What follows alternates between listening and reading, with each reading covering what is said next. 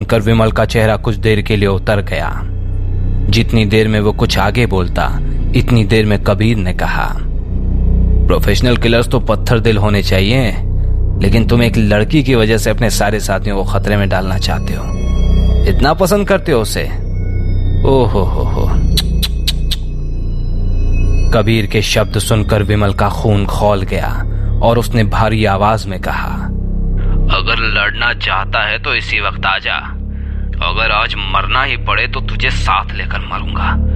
मैं तुझे 10 मिनट का समय देता हूं। हमारे तीनों साथियों को लेकर अस्पताल के सामने खड़ी गाड़ी की तरफ आ जा। अगर तू हमारे आदमियों को छोड़ देगा तो हम भी तुझे जीने देंगे।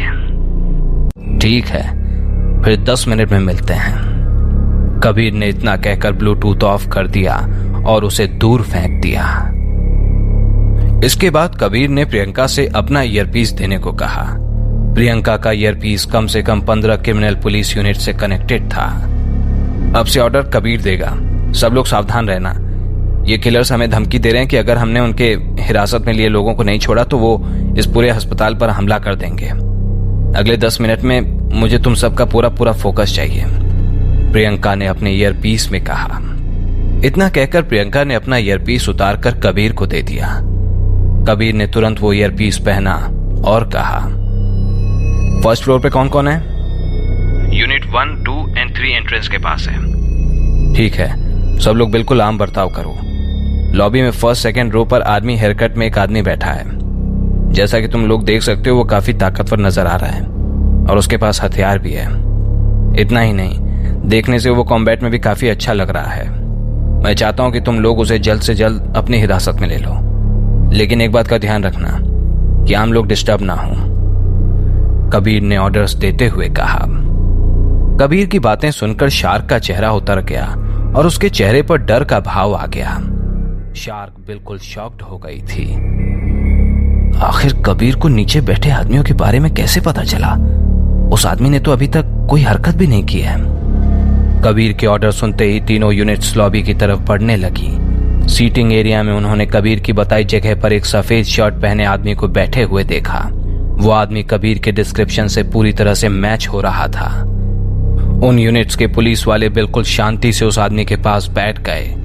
2 आदमी उसके बगल में बैठ गए और एक उसके पीछे बैठे पुलिस वाले ने चुपके से अपनी बंदूक निकाली और टारगेट की पीठ पर रखकर कहा, डोंट मूव। बाकी दोनों पुलिस वालों ने टारगेट के हाथ पकड़े और उसे उठाकर बिल्कुल शांति से कोने में ले गए। उनकी इस चाल से वहां बैठा कोई भी मरीज या मेडिकल स्टाफ डिस्टर्ब नहीं हुआ। लॉबी में बैठा टारगेट हिरासत में ले लिया गया है, एक पुलिस वाले ने अपने ईयरपीस में कहा।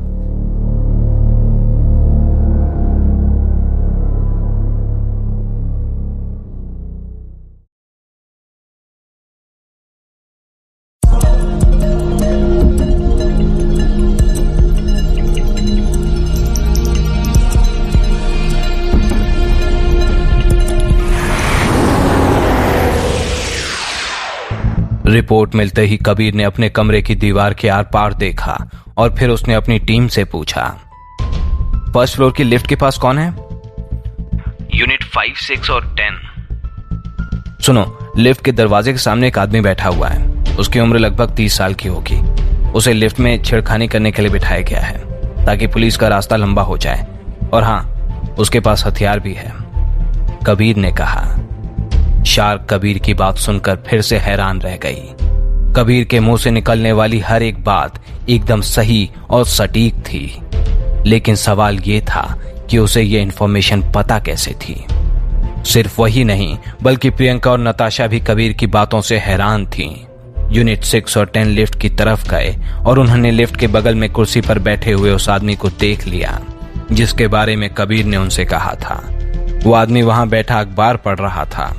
उन सबके वहां पहुंचने के बाद भी वो आदमी अखबार पढ़ने का नाटक कर रहा था, लेकिन जैसे ही उसकी आंखों के सामने एक पुलिस वाले ने अपना आईडी कार्ड रखा, वैसे ही उसके हाथ से अखबार नीचे गिर गया।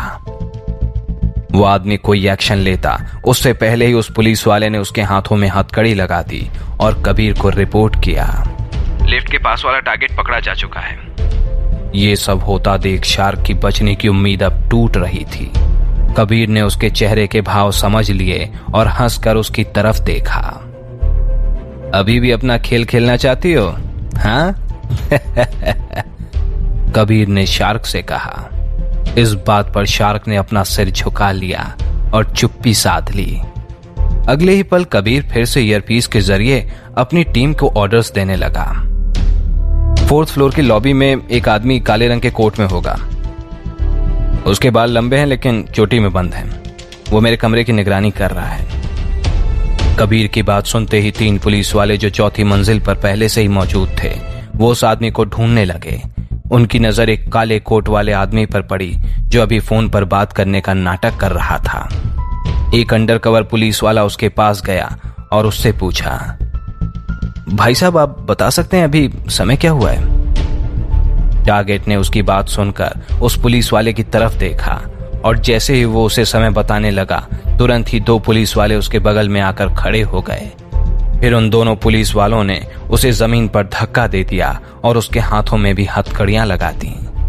उन्होंने छानबीन करके उसके पास मौजूद हथियार भी अपनी हिरासत में ले लिया और फिर उसे 1st फ्लोर पर ले गए। 4th फ्लोर टारगेट भी पकड़ा गया है।